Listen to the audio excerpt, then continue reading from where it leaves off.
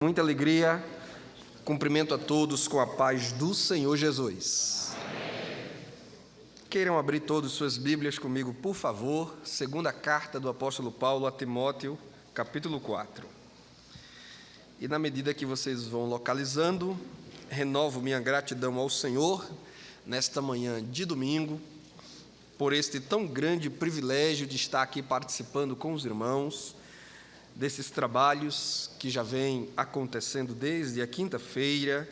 Parabenizo outra vez a igreja pela boa organização deste seu pé de seminário, de líderes e professores de escola dominical. Os irmãos estão também agora, após este trabalho, participando de uma reunião convencional.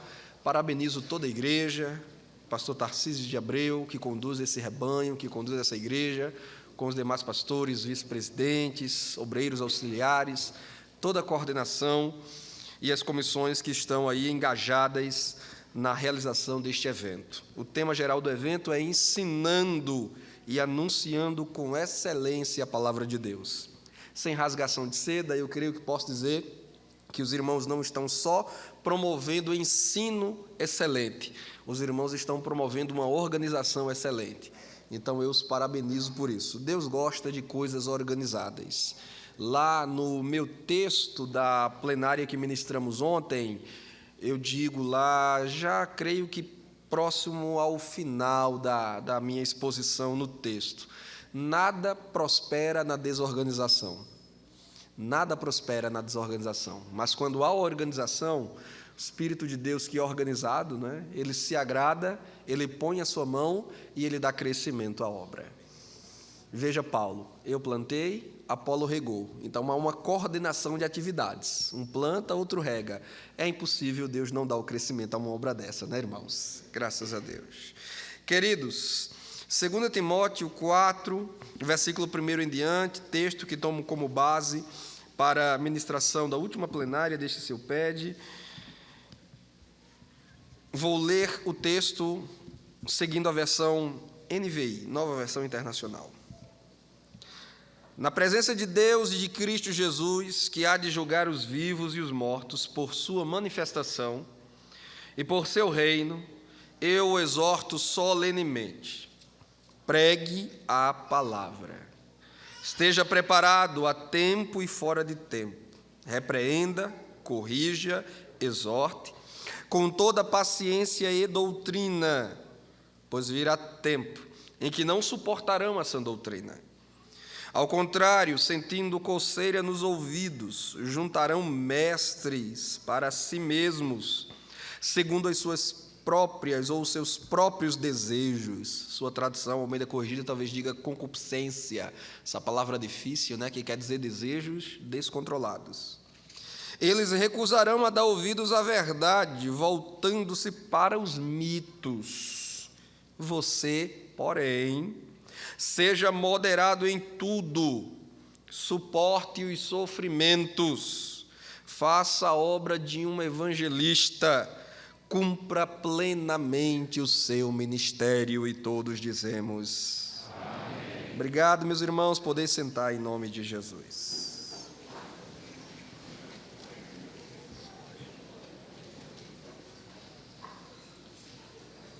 Meus queridos irmãos, na página 46 do livro de apoio, quem o trouxe, quem o tem, encontrará a plenária 7 com o nosso tema, que foi um tema sugerido, Volto a dizer, esse tema bonito, com esse palavreado bonito que está aí, foi uma decisão da coordenação do evento e nós aceitamos e desenvolvemos o texto com base no tema. O desafio da educação cristã. E eu aproveito para destacar, irmãos, que foi muito interessante, embora o foco do evento seja a escola dominical, mas a gente sabe que a escola dominical é uma e a maior agência de ensino nas nossas igrejas, mas há outras instituições de ensino também ligadas à igreja, que também promovem educação cristã, seminários teológicos, faculdades teológicas, também fazem educação cristã. O próprio púlpito da igreja também promove educação cristã. na medida que prega a palavra de Deus com fidelidade e promove os valores do céu, os princípios para nos desenvolvermos moral, social, espiritualmente, seguindo a vontade de Deus. Então, há muitos braços na igreja, e graças a Deus por isso, trabalhando educação cristã.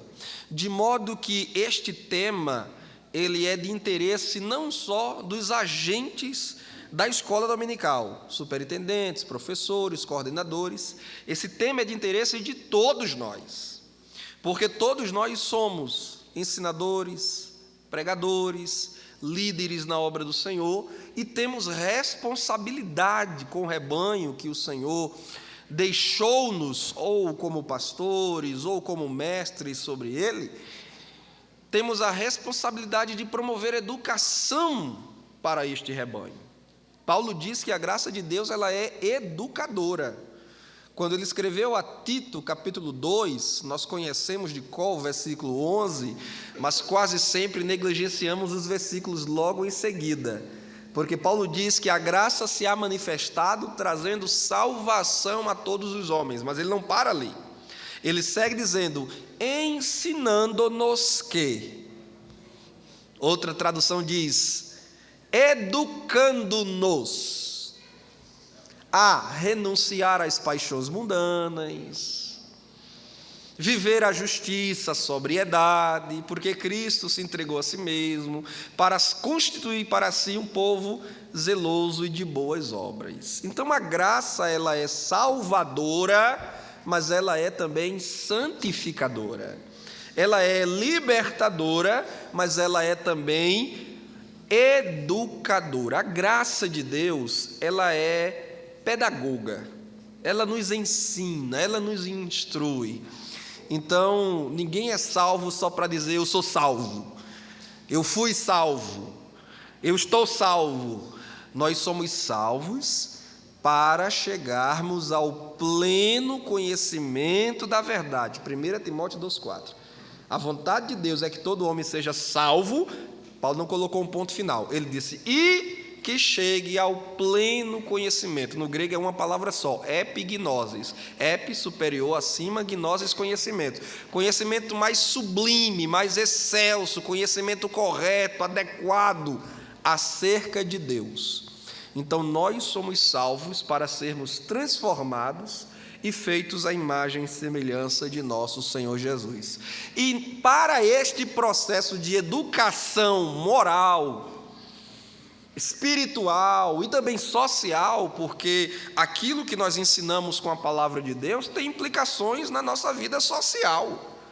Quando Paulo diz, maridos amem suas esposas, pais zelem pelos seus filhos, senhores não maltratem os seus servos, trazendo para um contexto mais moderno seria patrões, honrem seus empregados, empregados respeitem seus patrões, honrem as autoridades, os governantes. Quando Paulo, os apóstolos, Pedro, Jesus nos ensina essas coisas, eles estão nos ensinando um modo de viver, um estilo de vida, para além do ambiente eclesiástico. Então, a graça de Deus, a palavra de Deus é educadora. E há muitas agências na igreja trabalhando educação cristã. E nós temos desafio. Diante de um pluralismo, olha que palavra chique, isso é palavra de domingo mesmo, né, irmão? Pluralismo e trânsito religioso. Aí eu vou dizer na introdução do meu texto, irmãos, aí no livro, que o Brasil é por natureza um país, desde sua colonização pelos portugueses, chegaram aqui, já encontraram os indígenas. E o Brasil, irmãos, ele é um país multiétnico, de muitas etnias. Aqui você encontra ocidentais e orientais. Aqui você encontra afrodescendentes, você encontra hispânicos, você encontra descendentes de japoneses. O Brasil é um país continental que acolheu muita gente. Naturalmente, com essa diversidade de etnias, de povos, construindo a nossa nação, é um país miscigenado, também muitas culturas influenciaram. Muitas religiões influenciaram. O Brasil é um país cujas estatísticas oficiais nos dizem ser país de maioria cristã. Entretanto, a maioria desses que se identificam como cristãos não vivem o cristianismo de verdade. Há muita idolatria no Brasil. Desculpem os amigos católicos, mas o catolicismo está mais para uma religião politeísta do que para um cristianismo de fato. Lembro-me que quando criança eu peguei um livro católico, não vou lembrar o autor e a editora, mas não deverá ser difícil você localizar na internet, cujo título do livro era Um Santo para Cada Dia. Nós, evangélicos, gostamos de devocionais, né? São aqueles livros que trazem uma meditação bíblica para fruição, para deleite espiritual, para cada dia do ano. Pronto, essa era uma espécie de devocional católico. Só que, para cada dia, tinha o nome de um santo a quem você poderia fazer uma prece especial, um pedido especial. De 1º de janeiro a 31 de dezembro, você não repetia. Todo dia, você se fazia acompanhar de um santo diferente. Isso é politeísmo, sim ou não, irmãos? Poli, vários, teísmo, teos, Deus. Porque o católico, ele diz, nós não adoramos Maria, nós não adoramos os santos, nós só veneramos. Mas essa equação é muito simples de resolver. Você pergunta assim ao católico, você crê em Jesus? Ele diz, creio. Você crê nos santos? Creio. Você pergunta para ele, você ora a Jesus? Oro. Você ora aos santos? Oro. Você canta para Jesus? Canto. Você canta para os santos? Canto. Você tem imagem de Jesus? Tenho. Você tem imagem dos santos? Tenho. Qual é a diferença? Ele diz que não adora, mas tudo que ele faz a Jesus, ele também faz aos santos. Nessa hora, a atitude fala mais que as palavras. Não adianta dizer que não adora, se na prática você faz a mesma coisa. É adoração. É politeísmo. Aí eu, quando criança, ainda que peguei aquele livro, fiquei pensando comigo, mas para que um santo diferente para cada dia, se você pode ter o mesmo santo todos os dias? Jesus é suficiente para você, irmão? Quem está satisfeito com Jesus? Quem está satisfeito com Jesus?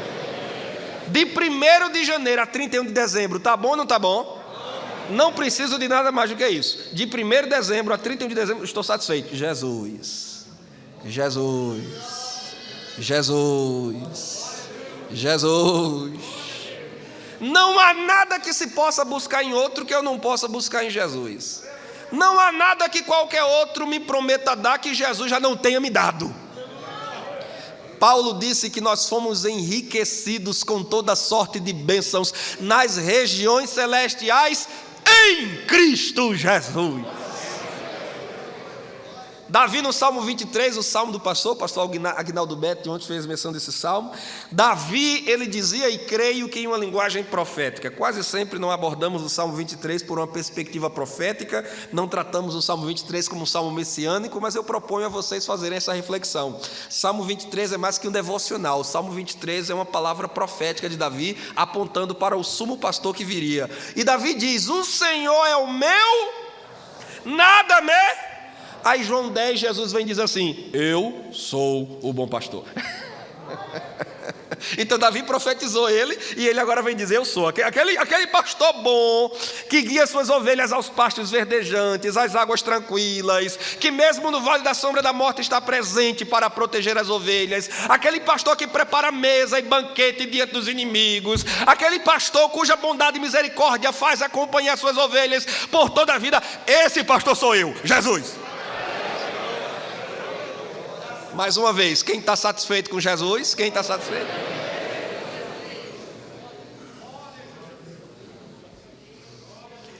Há muitas crendices, irmãos, há muitas superstições. O Brasil é um país supersticioso.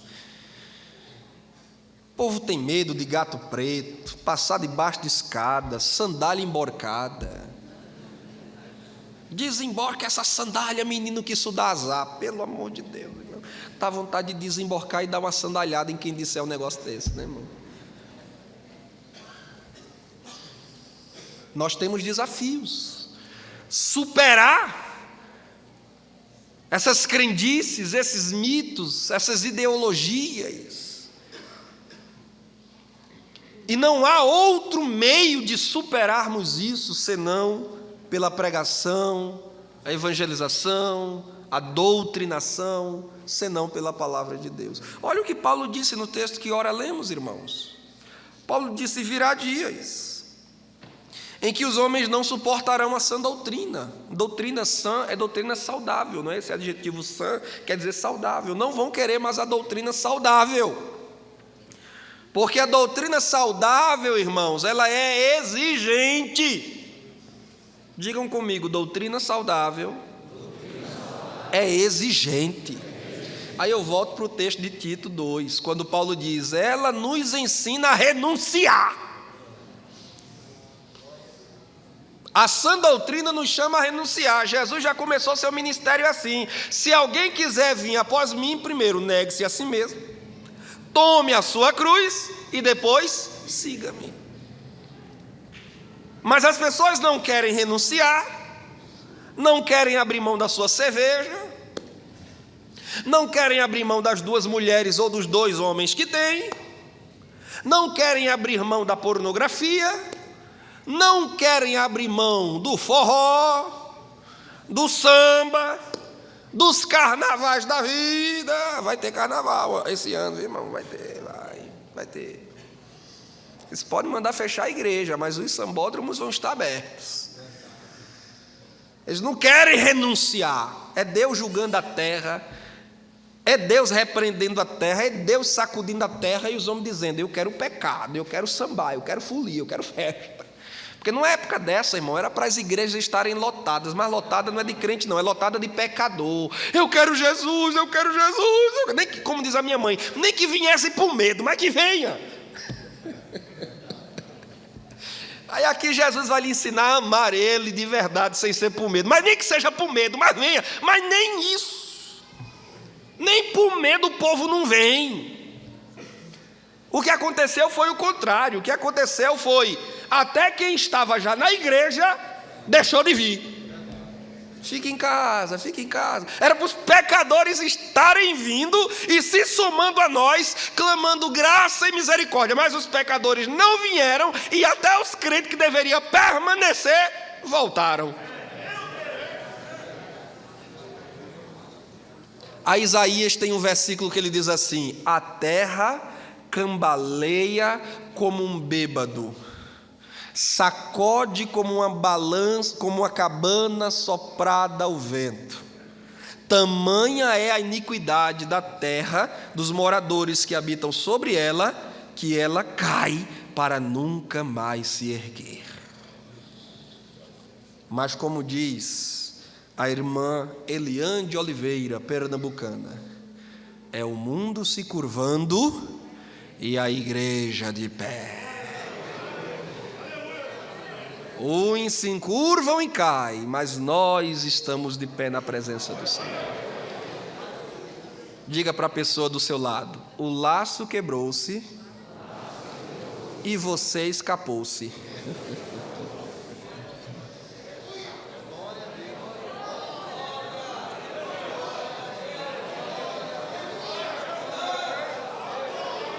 Ribique triunfaço, ribicomeramente. Mas muitos não suportarão a sã doutrina, meus irmãos, porque não quererão renunciar. Preferem carregar, lembra daquele, o Peregrino, né, de John Bunyan, clássico? Tem muita gente que está carregando fardo do pecado, da mentira, da trambicagem, da corrupção, da imoralidade. Satanás, irmão, ele se atreveu a prometer dar a Jesus riquezas e glórias se ele se dobrasse diante dele. Aquela promessa de Satanás, aquela oferta de Satanás, ele continua fazendo a muita gente hoje. todos os reinos te darei. Vou te dar fama, vou te dar corpo escultural, vou te colocar em capa de revista. Você já viu o profeta dizendo assim: eu vou soprar o teu nome na terra? Pois bem, Satanás também promete a mesma coisa: eu vou soprar o teu nome nos 4 cantos da terra, se tu prostrado me adorares. Quem promete fama, riqueza, poder e glória em troca de adoração não é Deus, é o diabo. Nós não somos chamados a negociar adoração com Deus. Nós somos convocados a adorar a Deus porque Ele é digno. Mas tem muita gente preferindo as ofertas, o lucro fácil, e com isso estão constituindo para si doutores segundo as suas próprias concupiscências e paixões carnais. Não, eu não quero essa igreja não, porque nessa igreja eu não posso ficar me divorciando quando eu bem entender e casar quantas vezes eu quiser. Aqui os pastores, os irmãos, a igreja fica dando um freio na gente, o povo fica olhando a gente com o olhar atravessado. Eu vou para a igreja ali do pastor fulano, que já está com a 4ª esposa.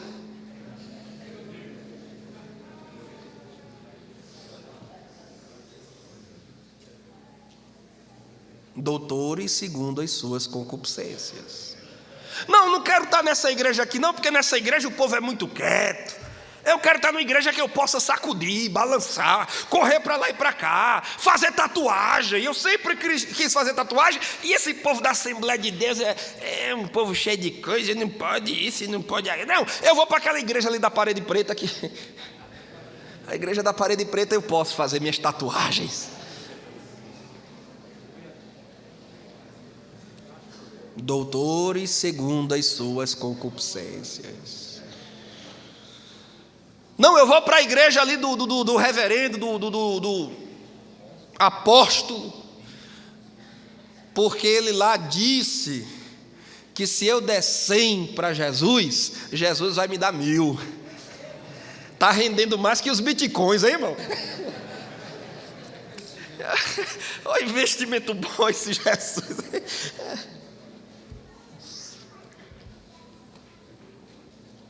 Doutores segundo as suas concupiscências.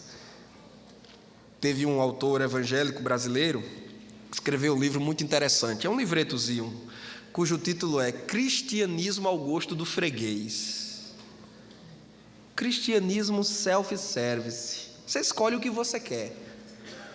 Você não gosta de verdura? Você não coloca verdura no teu prato. Você não gosta de feijão? Tem gente que não gosta de feijão. Será que tem aqui entre nós hoje? Tem gente que não gosta de feijão. Eu gosto de feijão. Demais. Sinto falta quando não como feijão no dia. Mas tem gente que não gosta. Aí você não coloca feijão. Tem gente que não gosta de peixe. Tem gente que não gosta de carne. Aí não coloca. É o self-service. Tem muita igreja, muita religião, nesse pluralismo religioso em nosso país, que é assim. Não, aqui você pega só o que você quer. O que você não quer não tem problema, meu amigo. Você quer a bênção de Abraão? Você quer ser pai de multidões? Você quer a unção dobrada de Elias? Aqui a gente tem, está aqui. Você não quer carregar a cruz de Jesus? Não tem problema, deixa esse pepino aqui do lado, deixa esse abacaxi aqui do lado. Você não gosta de verdura, não gosta de fruta, deixa aqui. Mas na igreja fiel não tem isso não, irmão. Numa igreja genuinamente cristã, tem o feijão, tem o arroz, tem a carne, tem as proteínas, tem os carboidratos, tem suco natural, glória a Deus. Porque aqui a gente não oferece imitação, aqui a gente oferece o original. Quem diz amém, irmão? Amém. Tem igreja por aí oferecendo que suco. Aqui não é que suco, irmão. Aqui é suco da fruta espremida na hora. É palavra, é doutrina, é evangelho. Aqui você chupa o tutano e depois vai roer o osso.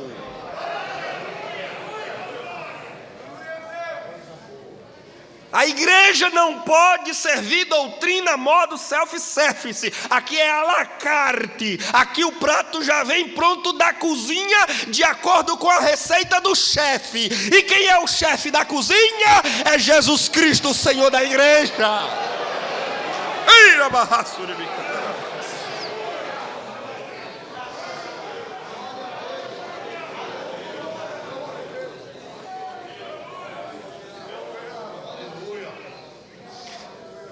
Não, eu vou para a igreja inclusiva, que a igreja inclusiva ela inclui tudo, até o pecado.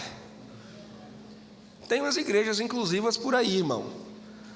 Você pode ter casamento gay, até ordenação de casais gays, pastores homossexuais, pastoras lésbicas, dirigindo. Aí tem irmão que pergunta assim: ô irmão Tiago, mas lá nessas igrejas o povo também fala línguas, como é que pode isso? O povo lá também profetiza, irmão Tiago, isso pode? Ai, desculpe agora o meu paraibanês.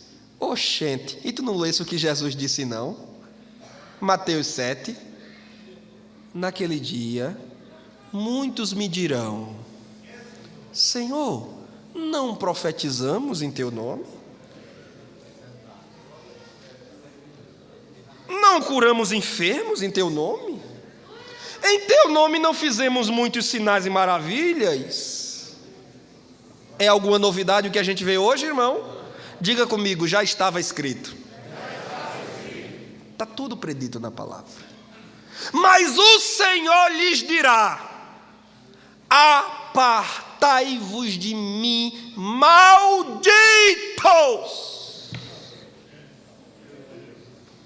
Deus me livre e me guarde de ouvir da boca do meu Jesus um negócio desse contra mim. Deus me livre, me guarde, meu Senhor. Se vires que a minha alma se inclina para o pecado, eu te peço, guarda-me em tua presença, recolhe-me em teu celeiro, mas não me permita cair em tal apostasia. Deus me livre, irmão. Meu Jesus dizer para mim, maldito, Deus me livre. Eu quero estar do lado daqueles que vão ouvir ele dizer assim: vinde benditos de meu Pai. Aleluia, terá, irmão, naquele dia haverá os malditos e haverá os benditos. E nós, com a graça de Deus, estaremos do lado dos benditos. Quem diz amém, irmão? Malditos que praticais a iniquidade, porque nem todo que me diz Senhor, Senhor entrará no reino dos céus, mas somente aquele que faz a vontade. Essas igrejas inclusivas, irmãos, elas trocaram fidelidade por popularidade, e esse é um perigo, irmão. Não faça isso. Meu irmão pregador, meu irmão ensinador, meu amigo obreiro, pastores a quem com muita deferência eu me dirijo, não troquem fidelidade por popularidade.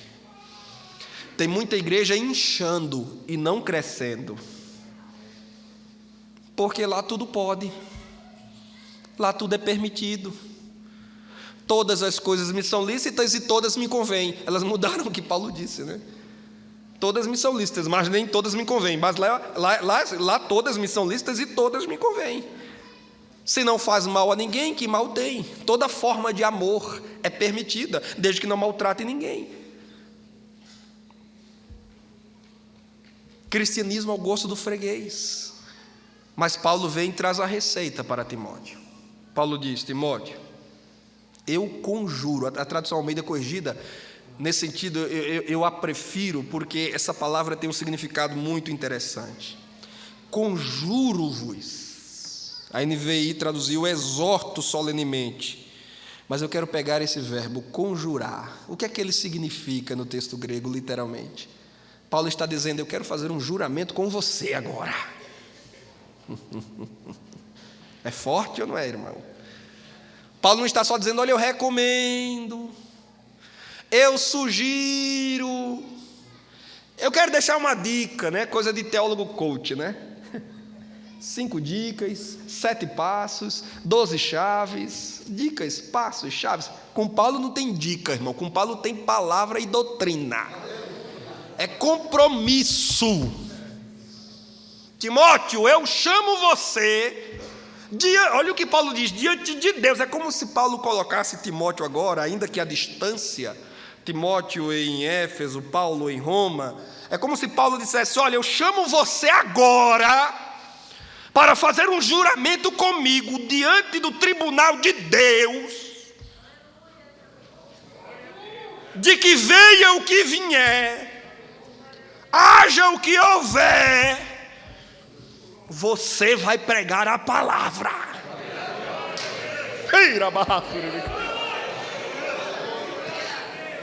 Porque eu não tirei você lá das bandas de Icônio e Listra, quando você ainda era um garotinho. Eu não tirei você de lá, não coloquei você do meu lado, não fiz você pastor de igreja, não ordenei você, não impus as mãos sobre você, não discipulei você, não emprestei meus livros e pergaminhos a você, para hoje ver você pregando mentira, heresia, babaquice, tolice. Eu investi em você para você ser obreiro bom, obreiro de qualidade. Então eu chamo você a um juramento comigo agora. Aleluia, aleluia, aleluia. Eu chamo você a um compromisso. Você vai pregar a palavra. Tempos de esfriamento virão. Tempos de desânimo, de libertinagem moral virão. Teologias nefastas, perniciosas, heresias produzidas nos quintos dos infernos surgirão. Mas você vai pregar a palavra pura e genuína, como você aprendeu. Tem líder, irmão, que na hora de fazer confraternização, churrasco, levar o povo para a piscina ou para a praia, ele é primeiro, é tampa para essas coisas. Se preciso, ele tira do bolso dele, compra o churrasco, compra o carvão, aluga a chácara e leva o povo. Nada contra confraternização, lazer e churrasco. Churrasco é bom, é ou não é, irmão? Crente não bebe e não fuma, mas gosta de comer, né, irmão? Mas líder que é bom para essas coisas, e quando é na hora de juntar o povo para EBD, para oração, para vigília, para o estudo da palavra, para a evangelização, ele é o primeiro que se esconde, é líder sem futuro. É obreiro que vale menos que R$1, irmão. Para churrascada ele tira do bolso, se preciso faz até empréstimo no banco. Mas para a vigília ele sempre arruma um bico de papagaio, uma dor na perna, uma dor de cabeça. Não, que eu estou com Covid. Cuidado, se está mentindo, Jesus pode colocar Covid mesmo, e pode ser até essa variante Ômicron aí. Cuidado, que Jesus, aquele que mandou as 10 pragas no Egito, ainda pode mandar 10 pragas na tua vida. Tu vigia. Não fica tirando onda com Jesus não, que com Deus ninguém brinca, meu amigo.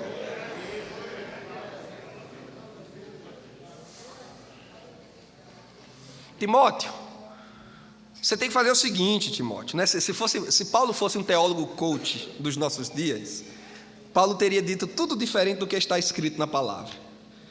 Se Paulo fosse um pregador hoje, preocupado mais com popularidade do que com fidelidade, a mensagem de Paulo teria sido o seguinte: Timóteo, vai vir dias difíceis por aí, dias de aperto. Misticismo, sincretismo, o povo vai ser... Timóteo, o povo hoje não tem mais paciência, Timóteo, sentar para ouvir pregação de 1 hora, o povo não tem mais paciência com isso, meu amigo. Exposição bíblica, esse negócio de estar de Gênesis para Apocalipse, abra a Bíblia, vai assim que o povo não quer mais isso não, meu amigo. O povo quer levanta a mão, baixa a mão, marcha, pula, anda com varão, e eu estou dando chave, estou dando casa. Timóteo, é isso que o povo quer. De vez em quando, faça um movimentozinho lá. Leva os jovens para a piscina, leva a juventude para o cinema, conta umas piadas de vez em quando. O povo gosta de piada, o povo gosta de rir, Timóteo. alivia mais aí. Olha, acabe com esse negócio de disciplina. Esse negócio está disciplinando o membro, rapaz, isso está ultrapassado. Em que mundo você está, meu filho? Se atualize.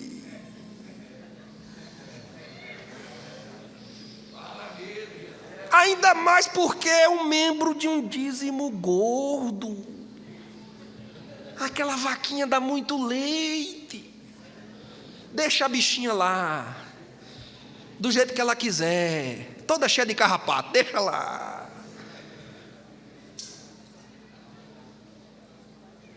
O que importa é o coração. Deus entende. Quem não é hoje o que se diz muito, né, irmão? Você hoje não pode fazer uma crítica a nada, você não pode corrigir nada. Hoje o pastor vai disciplinar um membro na igreja, já é ameaçado de processo por danos morais. É uma onda de não me toque, não mexa. E se tem uma frase que o diabo pegou e distorceu, que é o que ele sempre faz, desde o Éden, alguém já disse que o diabo é o primeiro hermeneuta da história, porque foi o primeiro a interpretar as palavras de Deus, só que ele interpretou errado. Porque Deus disse a Adão e Eva: de todas as árvores comereis, só não comereis da árvore que produz o fruto do conhecimento do bem e do mal. Aí o diabo chega para Eva e diz assim: foi isso que Deus disse, não comereis de nenhuma das árvores? Deus disse o contrário, comereis de todas menos de uma. O diabo chega e diz: Deus disse para não comer de nenhuma. E de lá até hoje o diabo tem pego as palavras de Deus e torcido. Tem uma palavra que Jesus disse que o diabo pegou e torceu na boca de muita gente. Quando Jesus disse assim: não julgueis, para que não sejais julgados. Aí o crente que gosta do pecado, da mentira, da ceboseira, a alma cebosa, ela pega essa palavra de Jesus e faz dela um escudo para si mesma. Vive na esculhambação, na sujeira, na trambicagem, na mentira, Aí quando alguém chega para corrigir, não julgueis, irmão. Coisa do diabo. William Shakespeare disse que até o diabo citará a Bíblia quando isso lhe for conveniente. Ele citou a Bíblia para Jesus no deserto, irmão. O salmo que os crentes gostam muito, 91. Que tem muita irmã que deixa esse salmo aberto na estante, no rack, na mesa de centro da casa lá. Se eu deixar aberta no Salmo 91, o diabo vai passar longe. Passa longe nada, ele passa perto, senta e lê. Sim ou não, irmão? O diabo citou o Salmo 91 para Jesus, irmão. Será que foi na sua Bíblia lá que ele leu?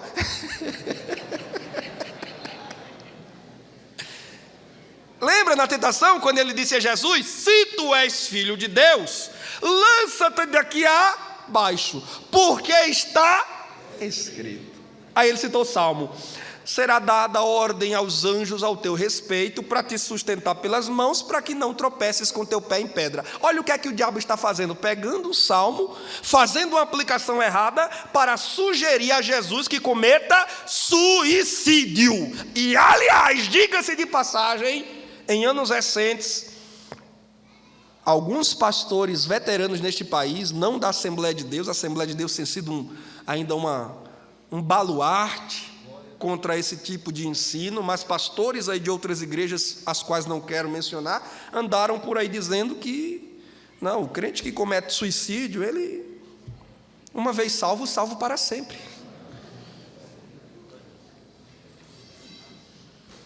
Irmão, já pensou o que um veneno desse não pode causar na alma, a desgraça, a tragédia que isso pode causar?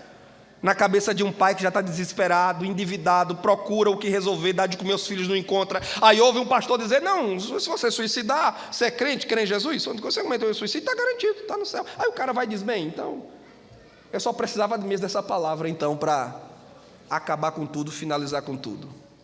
Pastor Walter Brunelli, aqui pertinho de vocês, ele disse que a palavra de Deus na boca do pregador é como um bisturi na mão do médico. Qualquer erro pode ser fatal. Nós seremos responsabilizados diante de Deus pelas almas que, com o ensino correto, as elevamos aos céus, e também pelas almas que, com o ensino errado, as precipitamos no inferno. Tiago disse: vocês receberão maior juízo diante de Deus. Que responsabilidade pesa sobre nós. Mas o diabo tem feito isso, ele tem pego as palavras de Deus e tem torcido. Para quê? Para que as pessoas se considerem protegidas. Não julgue, só quem pode julgar é Deus, irmão. Se o povo entendesse bem o peso do que elas mesmas estão dizendo, elas não diriam uma coisa dessa. É melhor receber a disciplina da igreja.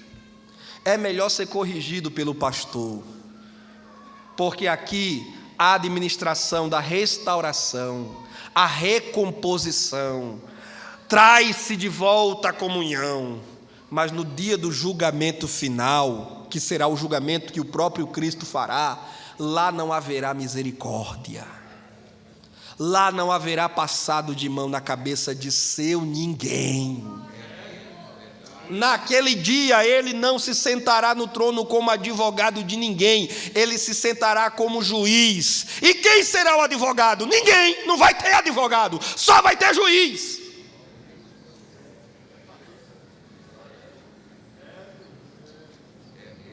Quem bem entendesse isso, chegaria para o pastor e diria: pastor, eu errei, eu admito minha culpa, eu confesso meu erro, submeto-me à disciplina, aceito o tratamento espiritual da igreja, porque não quero perder a minha alma, não quero precipitar-me no inferno e não quero entrar no juízo de condenação no dia final, porque aquele juízo será sem misericórdia.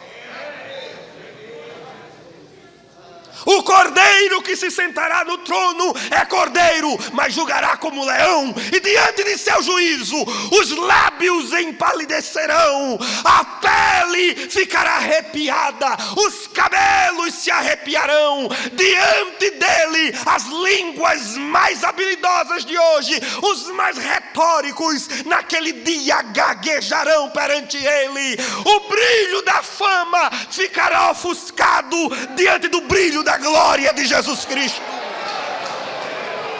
E nem 1 bilhão de seguidores poderá salvar a alma de um pregador infiel.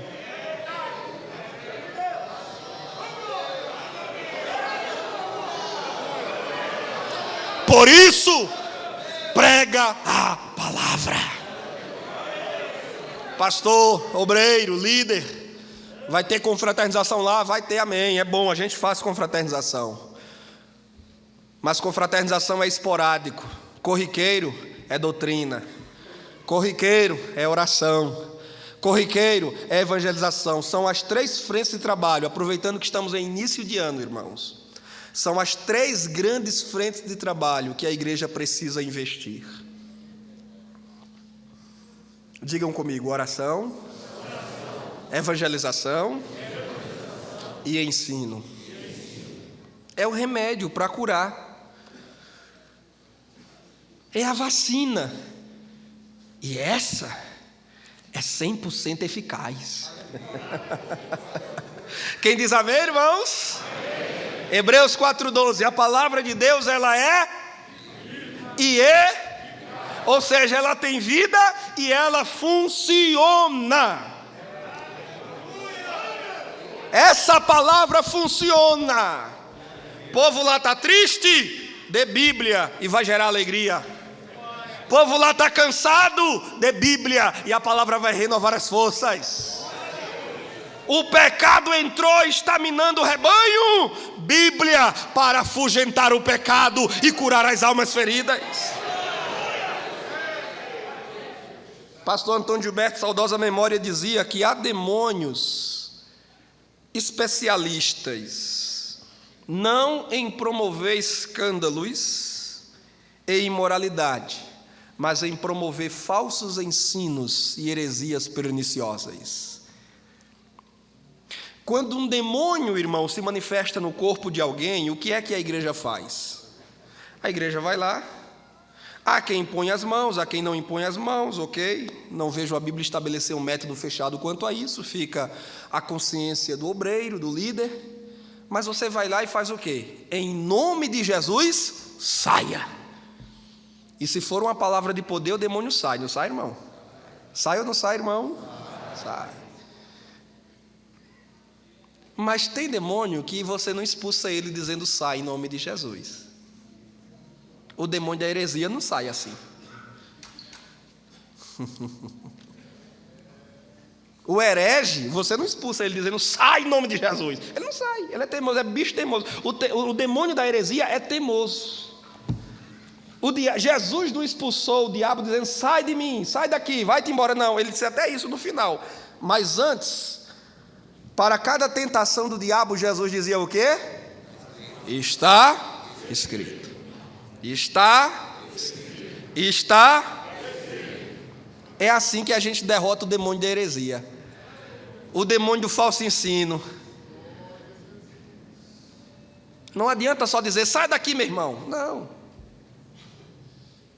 Abra a Bíblia, leia a Bíblia, explica a Bíblia e aplica a Bíblia.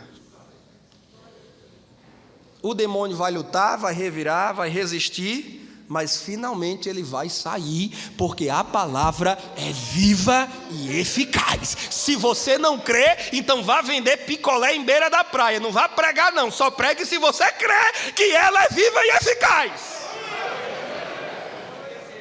Doutrina no povo, ensino, instrução, sistemático, fortalece a escola dominical, fortalece o seminário bíblico e acompanhe. É preciso acompanhar. O que é que o professor está ensinando? O que é que os pregadores estão pregando? O que é que os seminaristas estão aprendendo? Porque, irmão, tem seminário por aí agora eu vou dizer como o pastor Aguinaldo Betti, em São Bernardo não tem não. Mas tem seminário por aí, irmão, que é o pastor da igreja ensinando uma coisa e o seminário lá ensinando o contrário do que o pastor ensinou aqui. Aí os membros ficam naquele ping-pong, naquele jogo de tênis como bola. Vai para cá, vai para lá. Não sabe se crê, não sabe se não crê. Aí vem para cá, recebe uma doutrina continuista. Vai para o seminário e recebe uma doutrina cessacionista. Aqui o pastor, o pregador diz, os dons ainda estão em operação. Jesus Cristo ainda está curando. Quem diz amém? Ainda está batizando no Espírito Santo, quem diz amém? Mas chega lá no seminário e ouve o professor dizer assim: os dons cessaram com a morte dos apóstolos ou o fechamento do cânon sagrado. Não existe mais nenhuma profecia sendo proferida hoje. Não existe mais dons de cura. E essas línguas são apenas imitações, delírios psicológicos, surtos e até manifestação demoníaca. É engraçado, porque o cessacionista, presbítero Rivanildo, o cessacionista crê que o diabo continua operando, mas não crê que o Espírito Santo continua operando. Não é, pastor? Para o cessacionista, o diabo continua operando do mesmo jeito, roubando, destruindo, enganando, semeando doença, discórdia. O diabo continua operando do mesmo jeito. Para o teólogo cessacionista, que crê na cessação dos dons, que os dons acabaram, pararam. Mas ele acredita que o Espírito Santo não continua operando mais da mesma forma. Noutras palavras, o cessacionista pode negar, mas o fato é, ele admite que o Espírito Santo enfraqueceu e o diabo se fortaleceu. O diabo continua com suas ferramentas, mas a igreja não dispõe mais das suas ferramentas, as ferramentas espirituais, não dispõe. Mas nós temos que chamar o povo, como, se não me engano, a primeira ministração que eu acompanhei de casa deste seu PED, que resgatava as doutrinas pentecostais e o nosso compromisso com a essência do pentecostalismo. Nós temos que ensinar para o nosso povo que Jesus Cristo ainda é o mesmo. E o Espírito Santo, que lá na criação se movia sobre a face das águas, continua se movimentando no meio da igreja hoje. Nenhum dom espiritual cessou com a morte dos apóstolos. Nenhum apóstolo levou o dom espiritual para a sepultura. Os dons não eram dos apóstolos. Os dons são e serão do Espírito Santo. É por isso que nós não chamamos de dons apostólicos, nós chamamos de dons espirituais, porque procedem do Espírito. Não procediam, não era de Paulo, não era de Pedro, não era de João, procedia do Espírito. Paulo morreu, Pedro morreu, João morreu, mas o Espírito está vivo e continua operando na igreja. Ensine o povo a crer, a buscar e a viver a experiência genuína dos dons espirituais. Aliás, irmãos, se tem uma força, uma energia, desculpe-me a comparação trivial, mas se tem um Red Bull do céu para trazer energético espiritual para a igreja em tempos de frieza, se chama o poder do Espírito Santo. Tem muito pastor que está querendo trazer o povo de volta, o povo que ficou em casa, com entretenimento, com diversão. Irmão, eu já tive o desprazer de ministrar em um culto, onde o ministrante do culto, o dirigente do culto, havia prometido, pastor Tarcísio, dar R$50 para quem levasse um não crente para a igreja. Irmão, nós não precisamos desses artifícios, irmãos. Não precisamos dar dinheiro a ninguém para o povo fazer o que o povo tem que fazer. É obrigação sua convidar os pecadores, irmão. Estive em outra igreja que o pastor dava dinheiro para quem lesse a Bíblia. Irmão, não precisa disso, irmão. Prega a Bíblia, ensina a Bíblia, doa a Bíblia, bota pregador que prega a Bíblia. Porque às vezes, irmão, você quer que o povo se desenvolva na leitura, no estudo bíblico, que o povo tenha amor pela Bíblia, mas não zela pelos pregadores que pregam. Você diz para os irmãos, irmão, lê a Bíblia, estuda a Bíblia, leia a Bíblia toda em 2022. Qual é o tipo de pregador que você traz para pregar? É aquele pregador que fica correndo para lá e para cá, levanta a mão direita, e agora a esquerda, cutuca o irmão que está do teu lado. Irmão, parece que a gente está numa academia fazendo exercício de aeróbica, ao invés de estar numa igreja. Parece que está tratando o povo de artrite e artrose. Levanta a mão, baixa a mão, bata o pé, pisa na cabeça do diabo. Espera aí, o diabo está no piso da igreja? Misericórdia, que igreja é essa que tem o diabo no piso dela?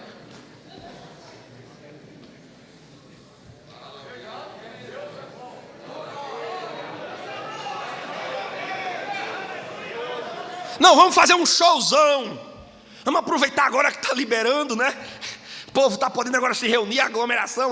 Vamos fazer um show aqui. Vamos trazer um roqueiro, um pagodeiro, um sambista. Vamos fazer um carnaval gospel. Já que vai ter carnaval, então vamos fazer o bloco dos crentes. Vamos botar a igreja de São Bernardo do Campo para desfilar. Deus me livre, me acuda.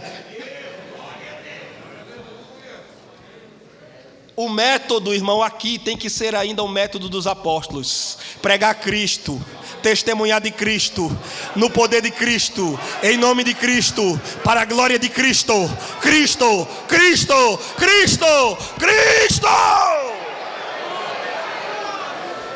Foi assim que Estevão fez, foi assim que Filipe fez, foi assim que Pedro fez, foi assim que Paulo fez. Aonde chegava? Cristo no povo, Cristo no povo, Cristo no povo, Cristo no povo, e as almas iam sendo salvas, iam sendo batizados. Olha Filipe em Samaria, pregando Cristo, multidões se converteram. Olha Pedro em Cesareia, na casa de Cornélio, militar. E aquele episódio eu acho lindo, Atos 10. É lindo aquele episódio, porque Pedro está na casa de um militar, centurião, né? Comandante de uma centúria, 100 soldados romanos estavam sob sua liderança. É um militar. E creio que não me equivoco quando digo que militar geralmente tem uma postura séria, não é? É típico do treinamento militar, né? Militar não é muito de graça, de bom humor. Militar é mais aquela pose, né? Reverente, séria, vigilante. Pedro vai lá. Irmão, eu não sei se vocês vão de concordar comigo, mas se tinha um culto na Bíblia Sagrada que tinha tudo para ser um culto formalista, Tinha tudo para ser um culto frio. Tinha tudo para ser um culto parado, engessado. O coitado do Pedro ia suar muito pregando para... Porque a Bíblia diz que não era só o comandante que estava lá, estava a família dele e os amigos dele. Atos 10, ele diz que Cornélio convidou os amigos. E eu creio que estou certo quando digo que amigo de militar é militar, sim ou não? Um militar, geralmente, os amigos dele são outros militares. É comandante, é capitão, é coronel, é major. Aí ele leva com ele os cabos, os soldados, os tenentes. Ele leva, vamos lá, para a minha casa. Havia um cabo lá de fora. Eu estou sentindo um negócio diferente, fazer uma reunião diferente, vamos lá. Aí foram os amigos dele. A casa de Cornélio estava cheia, tudo militar. Você já teve essa oportunidade de pregar só assim para um grupo de militares? Foi Pedro. Tinha tudo para ser aquela coisa, sabe, bem concatenada, bem formalista, 1 mais 1 é 2. No máximo 2 passos para a direita, 2 para a esquerda. Um dia eu peguei um livro de um autor reformado sobre homilética, e ele dizia isso: olha, no púlpito é no máximo 2 para a direita e 2 para a esquerda, 2 para frente e 2 para trás. Eu digo, no dia que Jesus batizar esse cara com o Espírito Santo, ele vai parar de contar os passos.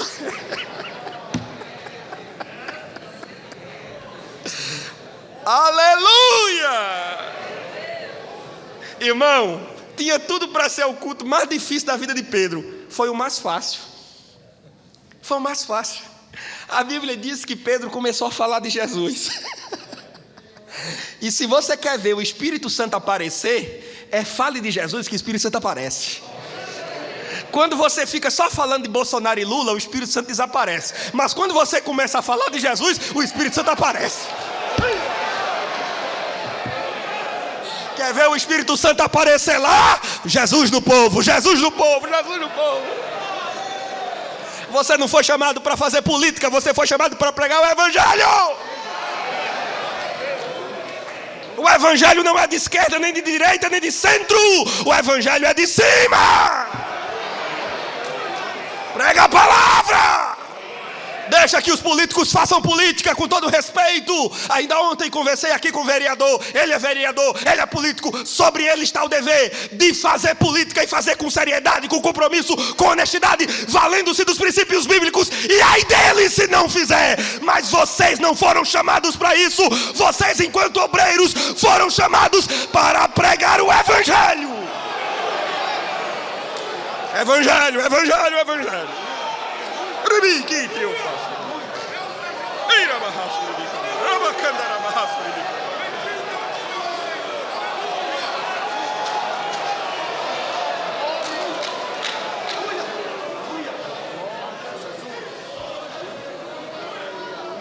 E outra coisa, Pedro era pescador.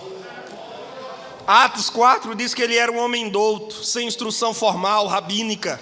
Não que ele fosse analfabeto. Analfabeto não poderia escrever 2 livros como Pedro escreveu, nem fazer menção a tantas passagens da Escritura como Pedro fez, o que sugere que ele lia, que ele conhecia. Mas ele era um homem sem instrução teológica formal, diferente de Paulo, que foi educado aos pés de um grande mestre, a saber, Gamaliel. Pedro foi forjado nas praias da Galileia.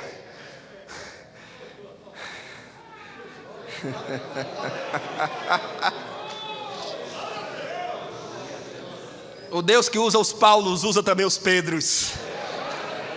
O Deus que usa os teólogos usa também os homens de pouca instrução, desde que tenham um coração inflamado pelo fogo do Espírito Santo. Aqui não vai nenhuma apologia à ignorância, ao analfabetismo. Pelo contrário, vai uma palavra de reconhecimento à graça de Deus que opera multifacetadamente sobre todo o seu povo. O vento sopra onde quer. O Espírito Santo não exigiu, nunca exigiu, nem nunca vai exigir diploma de ninguém para poder usá-lo. O que o Espírito Santo quer é um coração aberto, dilatado, para tomá-lo, enchê-lo e usá-lo. Era um pescador pregando para os militares. Eita! Eu li um livro sobre a história da Rua Azusa, escrito por alguém que participou. O nome é um nome difícil, Frank Battleman, alguma coisa assim, né? Ele foi um dos pioneiros lá do avivamento na Rua Azusa, Los Angeles, Estados Unidos. E ele diz uma coisa muito interessante, fazendo aqui um parênteses, já volto para a história de Pedro. Ele disse que em Azusa Muita gente veio de muitas partes do mundo, naqueles anos áureos do avivamento na Rua Azusa, 1906 a 1909. Doutores, jornalistas, governantes, artistas, gente influente na sociedade no mundo inteiro, Estados Unidos, Europa, Ásia, foram até a Rua Azusa, naquele barracão. Seymour, naquela época não tinha um púlpito bonito de madeira, de jatobá. Eram as caixas de sapato enfileiradas uma em cima da outra que ele usava como púlpito, se escondia ali atrás. Seymour, que apesar de ter estudado com Charles Fox Parra no seminário em Topeka, no Kansas, nunca foi conhecido na história do pentecostalismo como um teólogo propriamente. Até hoje ninguém reconhece Seymour como teólogo, porque de fato ele foi um bom aluno e um servo fiel de Deus, mas não é exatamente o que nós chamaríamos de um grande mestre, um ensinador. Não foi, mas foi um homem sincero, cheio do Espírito Santo. E Frank Bettleman diz que os doutores se sentavam lá dentro daquele barracão para ouvir o irmão Seymour falar das maravilhas de Jesus.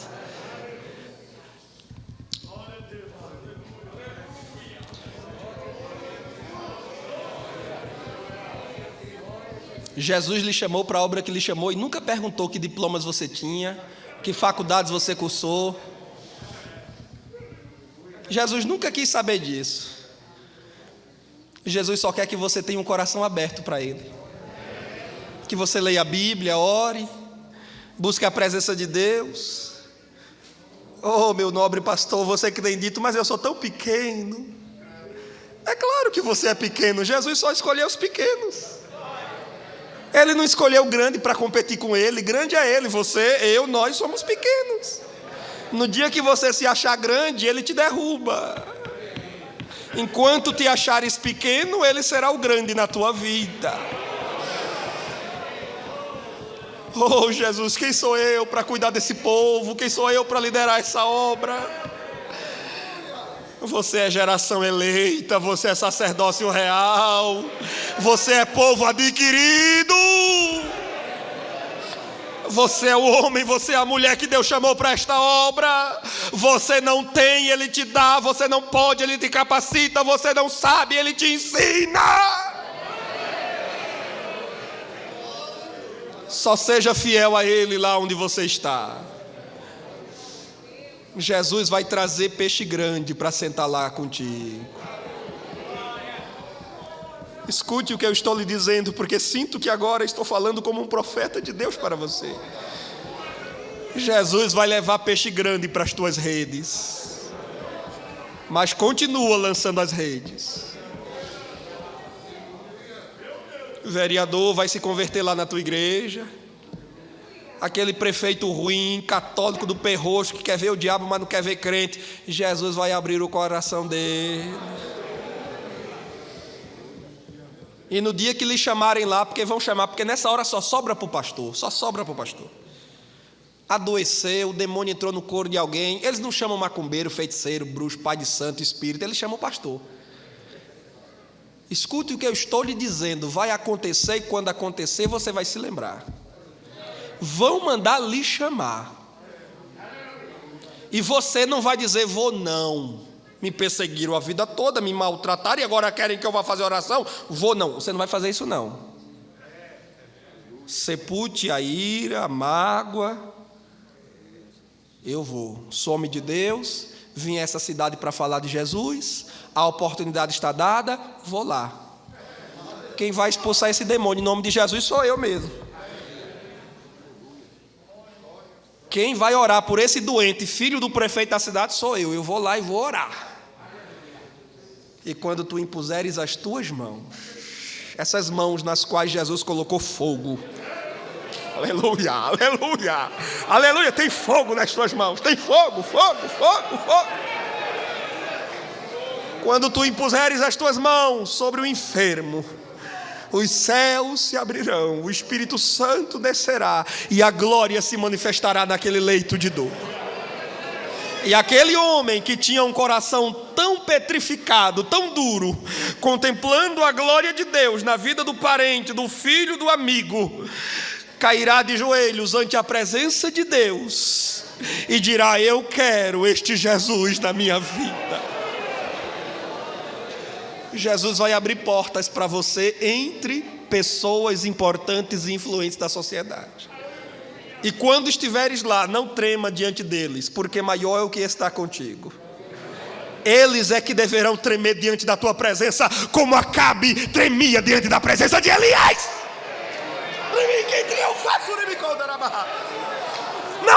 Não é você que tem que tremer as pernas na presença do prefeito. É o prefeito, quando lhe encontrar, que tem que tremer diante de você, homem de Deus e mulher de Deus.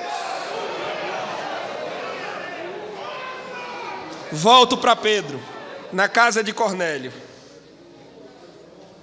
Tudo militar. Pedro, pescador, começou a falar de Jesus. A Bíblia diz que enquanto Pedro falava, ele nem terminou a pregação. A mensagem tinha 3 tópicos, ele só estava na introdução. Ele não chamou o povo à frente. Quem quer receber batismo do Espírito? Não, e nada errado com isso, é uma prática nossa, fazemos, e eu aconselho, recomendo continuarmos fazendo, mas nem precisou disso. Ele nem chegou a fazer o apelo também, quem quer aceitar Jesus, não. O culto que tinha tudo para ser o mais difícil foi o mais fácil, porque Pedro nem precisou pregar a mensagem toda.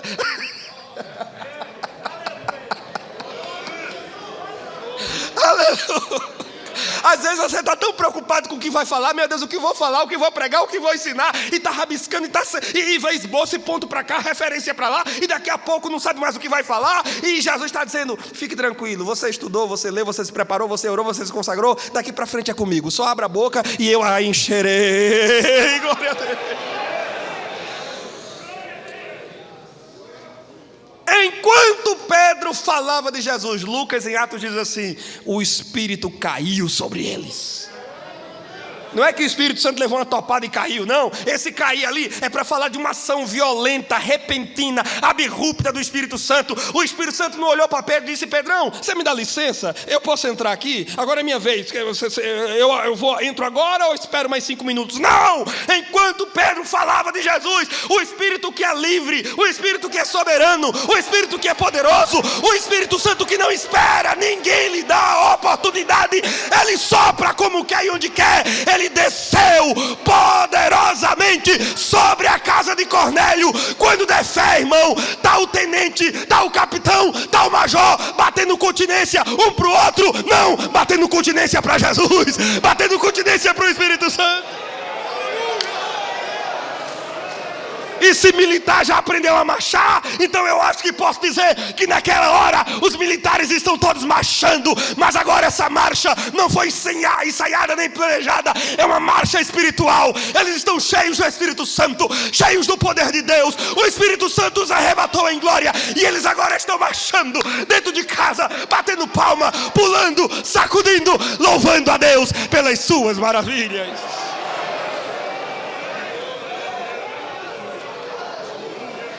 Adorando a Deus em outras línguas, conforme o Espírito Santo lhes concedia que falassem. Quem tem glória dá glória, quem tem aleluia diz aleluia, quem tem línguas adore a Deus em línguas. Ele é o mesmo, ele não mudou.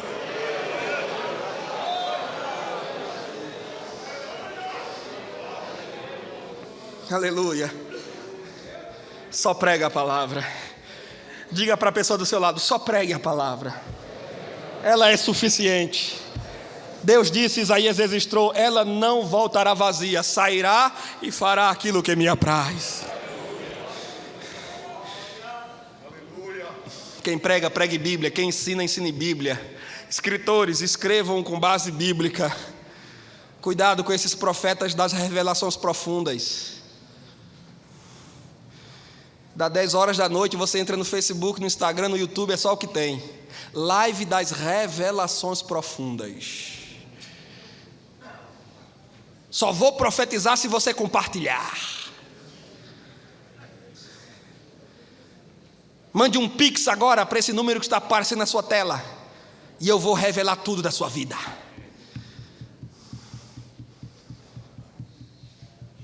Não precisamos deles. Eles não nos representam. Lugar de profecia acontecer é na igreja. Aqui, profecia tem que ter aqui dentro. História de live das revelações profundas. Tem que ter aqui, porque Paulo disse, 1 Coríntios 14, que o profeta deve passar pelo julgamento da igreja. Irmão, Paulo disse em 1 Coríntios 14, falem 2 ou 3, cada um por sua vez. Se a um for dada uma revelação, cale-se o primeiro, e os outros façam o quê? Julguem. Por isso aquela história lá atrás de não julgue, mal usando as palavras de Jesus, é heresia de Satanás. Porque a Bíblia em outros momentos, aliás, foi o próprio Jesus quem disse em João 7, julgai segundo a reta justiça. O não julgueis de Mateus 7 é o julgamento hipócrita, apressado e infundado, que era o que faziam contra Jesus. O julgamento hipócrita, apressado, infundado, condenatório, está proibido. Mas o julgamento com base na reta justiça, ele está autorizado e ordenado. Quem é você para me julgar? Sou o seu pastor.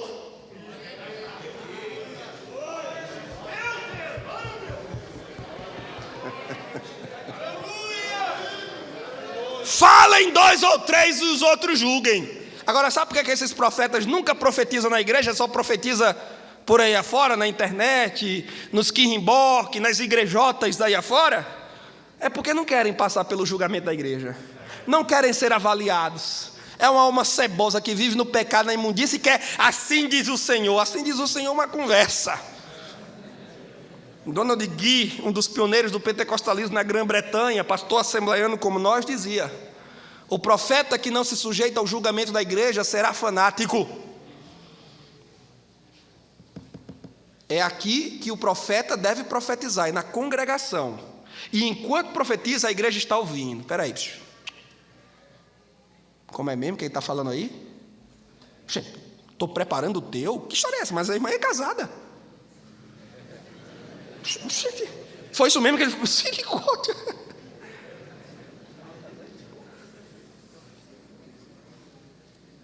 A gente é macaco velho, a gente não se engana. Mas outro dia eu mandei um WhatsApp para um desses só para eu ter certeza absoluta do que eu iria falar, como vou falar agora. Eu entrei para ouvir o gaiato, revelando CPF, RG, identidade de todo mundo, especialmente das mulheres. Permitam-me as mulheres, eu até trago no texto uma palavra especial às mulheres. Mas geralmente o público mais cativo desses muambeiros da religião, desses traficantes do sagrado, desses milicianos da fé, bruxos, eles não são profetas, eles são bruxos. O público mais cativo são as mulheres. Mulher com problema no casamento, mulher com problema de saúde. Geralmente mulher, vocês mulheres vão de concordar comigo, a psicologia ensina isso. Mulher é mais emotiva, homem é mais bicho bruto, não é? Mulher é mais pombinha, homem é mais cavalão, homem é mais bicho grosseiro. A mulher é mais emotiva, mais sensível, ela se deixa com maior facilidade cativar. Mas graças a Deus as irmãs do Ministério SBC não são assim. As irmãs aqui são mulheres instruídas, doutrinadas, são ovelhas que sabem discernir a voz do seu pastor. Quer entrar na campanha do Salmo 23 comigo? Dizia lá o profeta da revelação profunda. Mande um WhatsApp agora para esse número que está aparecendo na sua tela. Eu digo, vou mandar só para ver qual é a do gaiato, mas eu já imaginava. O que é que eu faço para participar da campanha do Salmo 23 contigo? Aí já vem a mensagem automática, porque, atenção irmãos, esses profeteiros, você vê eles lá com um celularzinho, furreca na mão, sabe? Aquela paredezinha sem reboco na casa, mas não se engane não, tudo aquilo ali é um cenário montado, há uma equipe profissional trabalhando por trás, e lucrando muito com esses revelamentos. Não são revelações, são revelamentos, adivinhações típicas de feiticeiros e bruxos. Veio a mensagem automática: para participar da campanha do Salmo 23 comigo, deposite R$23 nessa conta, simbolizando o Salmo 23, envie foto do comprovante. Nós iremos subir ao monte durante 7 dias pela sua vida, vamos jejuar durante 7 dias por você. Eu digo, já começou mentindo, o cara vai jejuar 7 dias por mim, vai morrer de fome em cima do monte. Aí vem a parte pior, como se não pudesse piorar, piorou. As portas fechadas irão se abrir, os caminhos fechados vão se destravar, e até o seu amor que tiver ido embora, dentro de 7 dias vamos trazer de volta. Eu digo, não é profeta, é cartomante, é bruxo. Está amarrado em nome de Jesus. Mas esse era o da campanha do Salmo 23. Tinha o da campanha do Salmo 91. E eu não duvido que outro malandro tenha aparecido com a campanha do Salmo 150.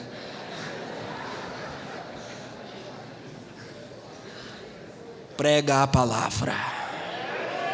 Prega a palavra. A profecia das profecias, a revelação das revelações. Estamos estudando esse trimestre na escola dominical, nas classes de adulto, a supremacia das Escrituras. É a voz de Deus para a igreja. Quem disse isso foi o fundador dessa igreja no Brasil, o missionário Gunnar Wingren. Está registrado no diário do pioneiro Gunnar Wingren, que foi escrito, redigido, compilado pelo filho dele. Quem quiser leia, a CPAD tem publicado e feito novas reedições deste livro. O diário do pioneiro Gunnar Wingren. Foi ele, o nosso pai na fé, quem disse: profecia e línguas foram dados para a nossa edificação, mas a direção precisa, correta, a palavra inerrante, infalível de Deus é a Bíblia Sagrada para a igreja.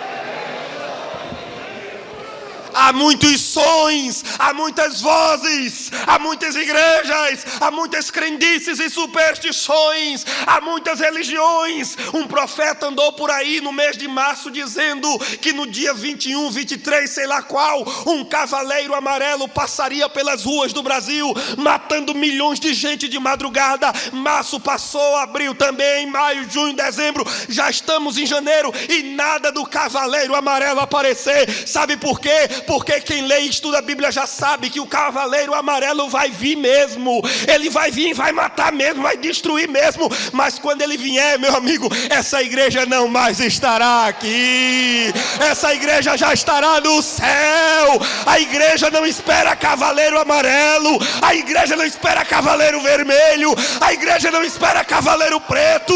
A igreja espera Jesus Cristo raiar nas nuvens para arrebatar a sua igreja. Quem quiser ir montar no cavalo amarelo, que monte e vá cavalgar para o inferno. Eu estou esperando Jesus descer nas nuvens para me chamar para as mansões celestiais. Deus nos abençoe, amém.